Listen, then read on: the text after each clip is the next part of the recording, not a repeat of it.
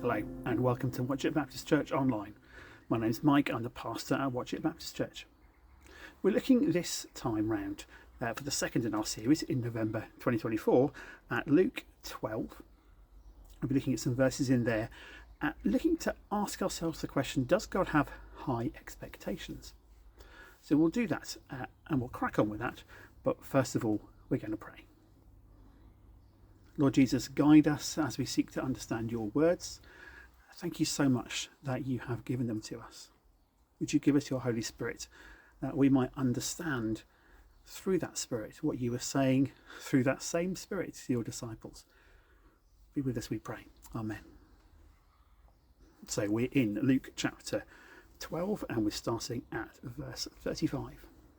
Be dressed ready for service and keep your lamps burning, like servants waiting for their master to return from a wedding banquet, so that when he comes and knocks, they can immediately open the door for him. It will be good for those servants whose master finds them watching when he comes. Truly I tell you, he will dress himself to serve, will have them recline at the table, and will come and wait on them. It will be good for those servants whose master finds them ready, even if he comes in the middle of the night or toward daybreak. But understand this, if the owner of the house had known at what hour the thief was coming, he would not have let his house be broken into. You also must be ready, because the Son of Man will come at an hour when you do not expect him. Peter asked, Lord, are you telling this parable to us or to everyone? The Lord answered, Who then is the faithful and wise manager, whom the master puts in charge of his servants to give them their food allowance at the proper time? It will be good for that servant whom the master finds doing so when he returns. Truly I tell you, he will put him in charge of all his possessions. But suppose the servant says to himself, My master is taking a long time coming. And he then begins to beat the other servants, both men and women, and to eat and drink and get drunk. The master of that servant will come on a day when he does not expect him, and at an hour he is not aware of, and he will cut him to pieces and assign him a place with the unbelievers. The servant who knows the master's will and does not get ready or does not do what the master wants will be beaten many blows. But the one who does not know and does things deserving punishment will be beaten with few blows. From everyone who has been given much, much will be demanded, and from the one who has been trusted with much, much more will be asked. This is one of those passages that really isn't very much fun, not least because it used some quite intense language to describe potential future events. It's important that we don't see this as something that's supposed to be like a foretelling, like an accurate way of describing the future. Jesus' purpose here isn't to say this is how it's going to work out step by step when I return. Interesting as well that this is teaching that is given by Jesus to disciples who probably would have struggled to get their heads around it until after his death and resurrection. Anyway, it's not necessarily fun and easy, but it is important, and so we're going to take a look at it. The first thing I want to do is just point out some things that we might notice and have a little investigate of, throw the magnifying glass over them, if you like. The first one is that we see in verses 35 to 37 that God rewards faithfulness. I think that's important. It can be very easy for us to feel that when we do the right thing, maybe God just nods quietly and says, well, it's what I expected. Actually, what we're suggesting here through Jesus' words is that God is way more interested than that. And actually, he seeks to reward and praise and big up those who live according to what he's called them to be. So that's the first one. The second one is this. Jesus seems to weirdly mix his metaphors. I don't say this because I think there's any problem with how it's laid out. It's just that it jarred for me, or at least jarred is the wrong word.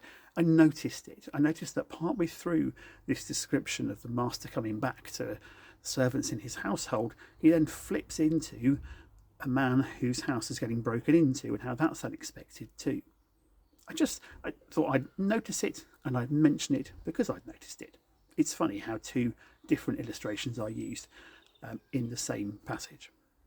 Thirdly, that description of a thief breaking in is literally about a thief breaking in. It evokes something of the idea that someone burrows into or tunnels into a mud brick house by digging a hole from the outside to the inside in order to break in. It's not about bashing the door down, it's about tunnelling in, and very unexpected and very much cutting to the heart of the home.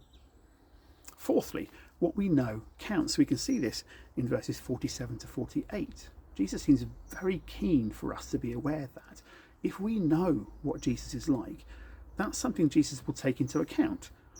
That when he returns and he's looking at how things are and how we're doing, it'll make a difference whether or not we know what Jesus is about and what he's called us to be and what it means to be disciples of him.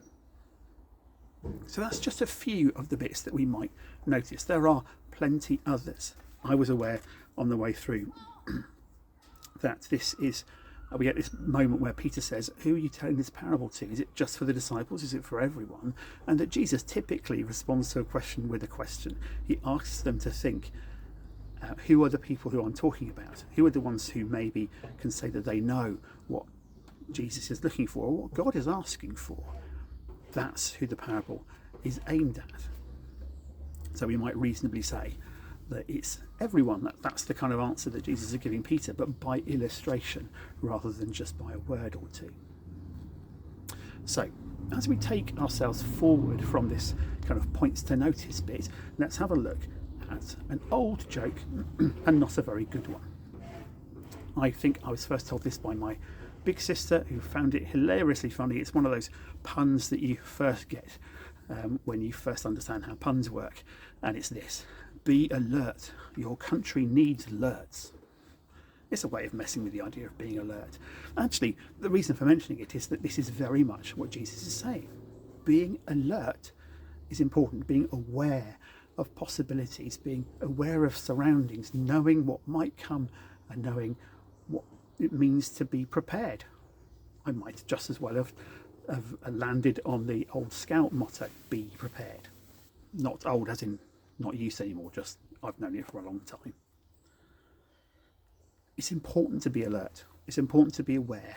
It's important to recognise that we who have the ability to look back at 2,000 years of Jesus not being physically present on the planet could easily let our alertness slip, because goodness me, so many generations before us have been waiting for Jesus to arrive and he hasn't.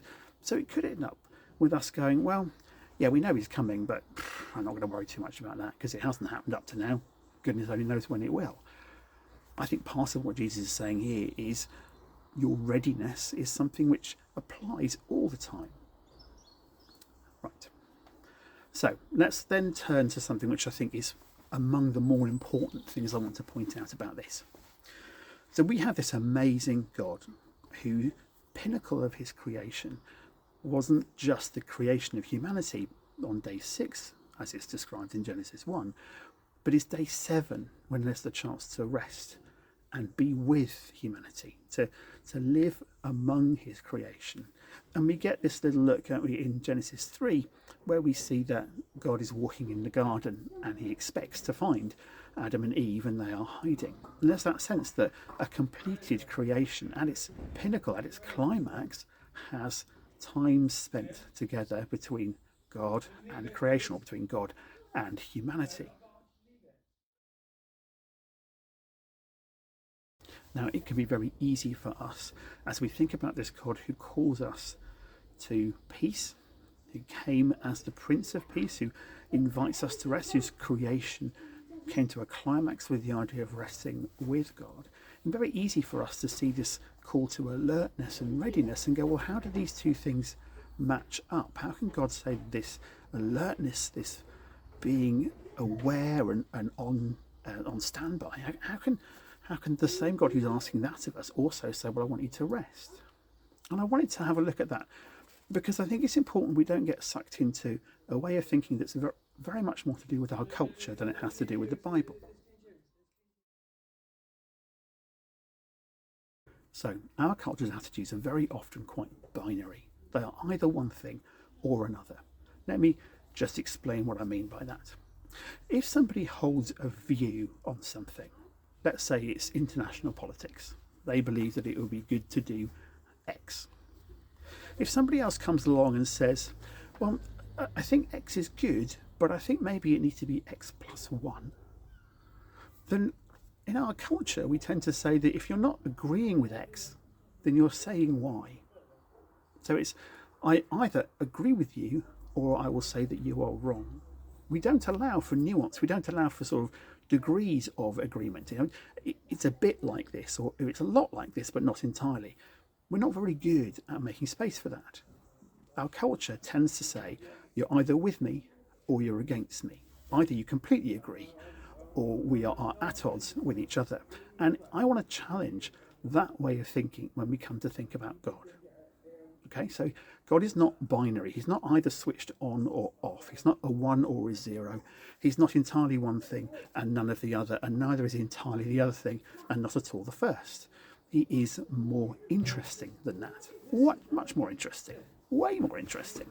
There is nuance and there is areas where it comes to a way of understanding rather than just a statement or a position to hold. Think of it this way. It wouldn't do us any good at all if God was only one way and not at all another. We would not have a person to have a relationship with. We'd just have a thing that either was working or wasn't, or it was facing one way or it's facing another way. And people are way more complicated than that and way more interesting than that. And we get that from God.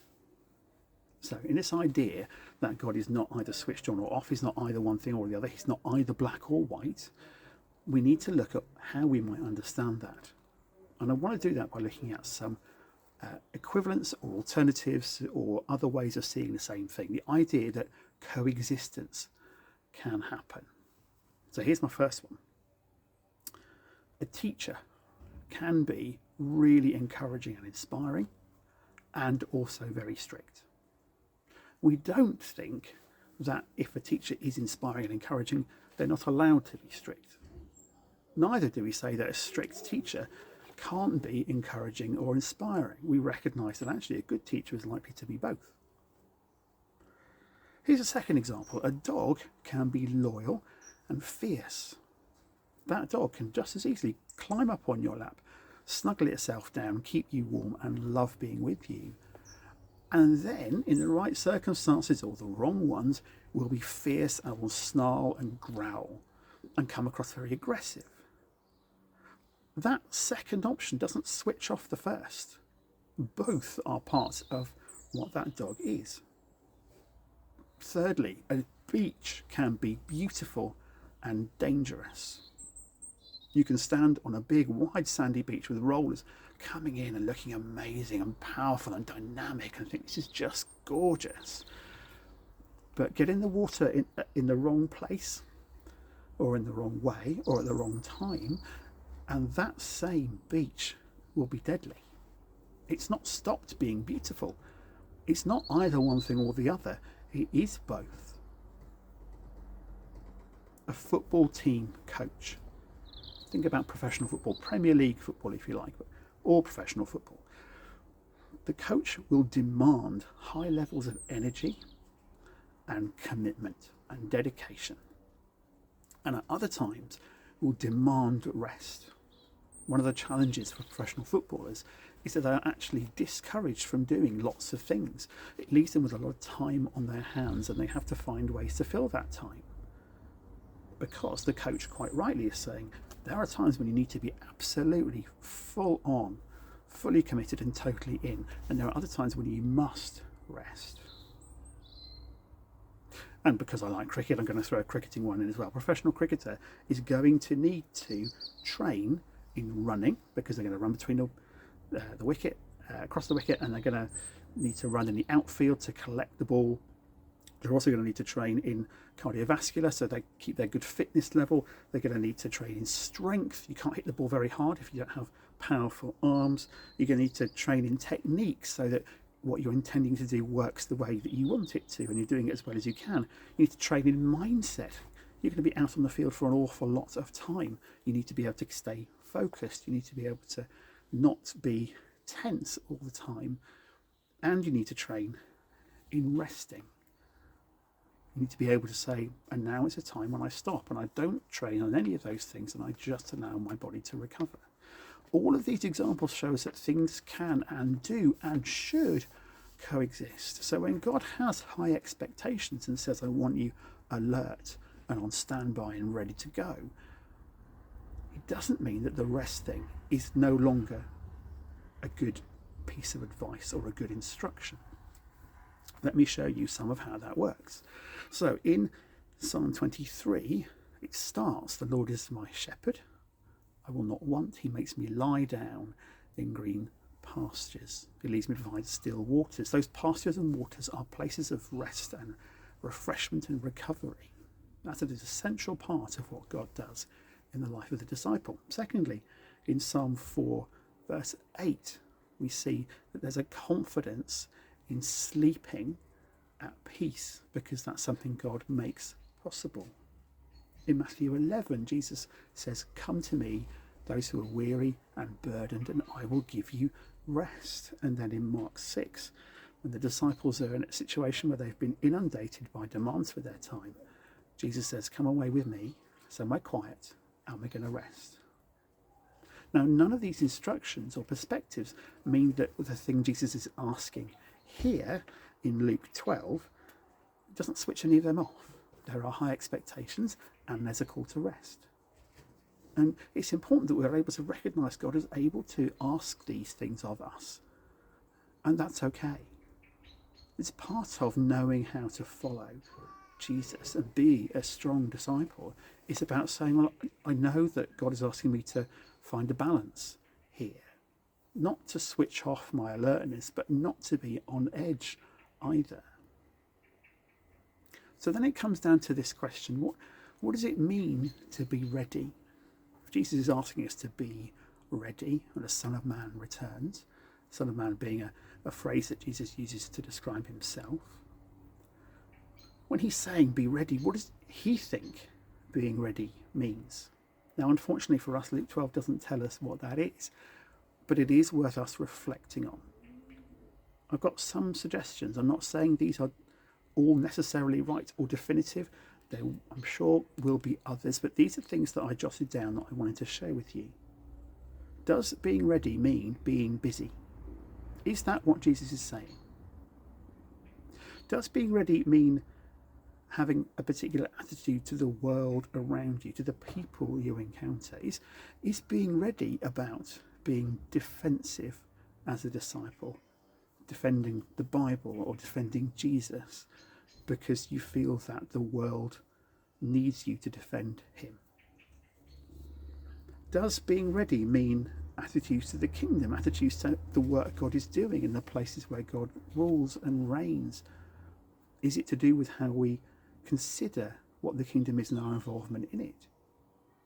Is being ready about personal character development? Can we say that we are ready because we are growing and developing in our spiritual maturity, in the spiritual formation of our character?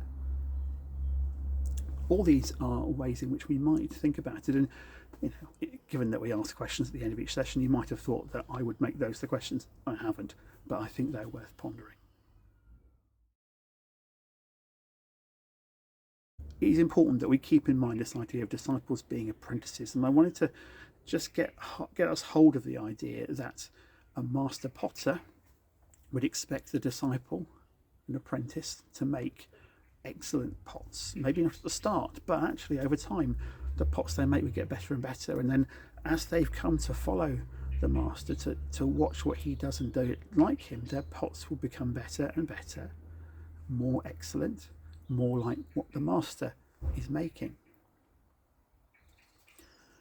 That tells us something about what it means to follow Jesus. It means that we are supposed to pursue excellence. We are called to be really deliberate and purposeful and strong and getting stronger, and mature and getting more mature, and kind and getting more kind, and self-controlled and getting more self-controlled. We are developing so that the pots we make get better and better, and we know this is something Jesus is calling us to do. We understand what Jesus is asking of us to some extent, And so that's what we invest ourselves in. I've got one last illustration for you, and this might mean casting your mind back a little way. I remember as a teenager that sometimes my parents would go away to see their parents or whatever it might be, and they would, when I was old enough, leave me at home by myself. And I typically didn't have the same attitude to housework that my parents did, but I was aware of how they wanted the house kept. So if I had a day over the weekend, let's say the Saturday, when I didn't really bother that much, it meant that on the Sunday I would need to really put a shift in to make sure that the house was ready, the washing up was all done, maybe the hoovering needed sorting out, that the sofas weren't cluttered. I put the effort in to make sure I was ready. It meant getting my house in order. And not my house, but getting the house in order so that it was ready for the arrival of my parents. I think that can be a really helpful way of thinking about what it means to be ready. It's important to have your house in order. And I think a big part of what Jesus is saying in Luke 12 is something very much like that. Towards the end, Jesus says, those who've given much, much will be expected. And perhaps that's the crux of our expectation question. Does God have high expectations? Yeah, he does. He expects us to be faithful disciples. He expects us to look outwards, to love generously, to be developing who we are. He is asking us to be so committed to that it's like we are sat waiting by the door with our lamp ready to open the door as the bridegroom arrives in the house. We're set to go. Not by doing something that means we are then finished, but by saying, my readiness is ongoing. My readiness is who I am, not just what I'm doing. But we'll get a bit more into that in the questions in just a moment. Let's pray before we do that. Lord Jesus, you call us to be ready. And that means that we need to be aware that you have expectations of us. Help us to carry those expectations in the right way, not to be burdened by them, because you said your burden is light. Not to be anxious about them, because your grace knows no end. Not to be frightened, because you have called us friends. But to be aware that, as well as our resting, as well as our peace, you call us to a faithful and obedient discipleship. And we ask that you'd help us live that way. Amen. Okay, we're going to finish with 3 questions, which we're going to crack on with because the light is going. Here they are. Question 1. What parts of your life are less ready? What is it about you that is perhaps less in tune with Jesus?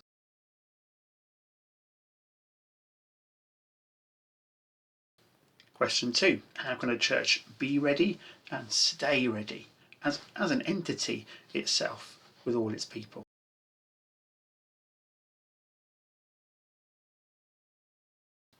Question 3. Name 3 feelings you have about God's expectations of you. How do you feel about those expectations?